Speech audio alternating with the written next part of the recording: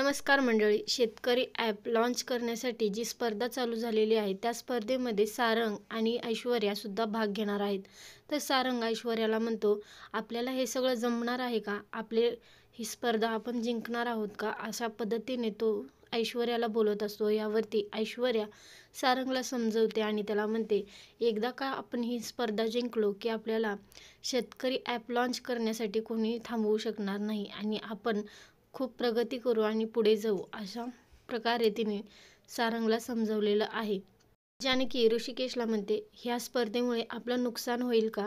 यावरती ऋषिकेश म्हणतो, आपलं नुकसान कसं काय होणार? यावरती जानकी ऋषिकेशला सविस्तर समजावून सांगते आणि म्हणते, एकाच पद्धतीचे सगळे शेतकरी ॲप लॉन्च झाले तर सगळ्यांमध्ये स्पर्धा वाढणार आहे. यावरती ऋषिकेश म्हणतो, हो गं, मी तर हा विचारच केला नाहीये.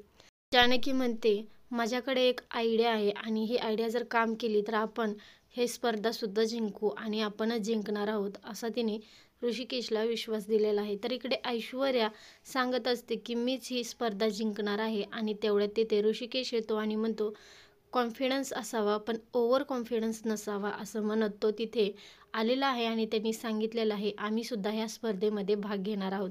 आता त्या दोघांना बघून सारंग आणि ऐश्वर्या मात्र घाबरलेले आहेत. तर काय वाटतं कमेंटमध्ये नक्की सांगा आणि व्हिडिओ पाहिल्याबद्दल धन्यवाद.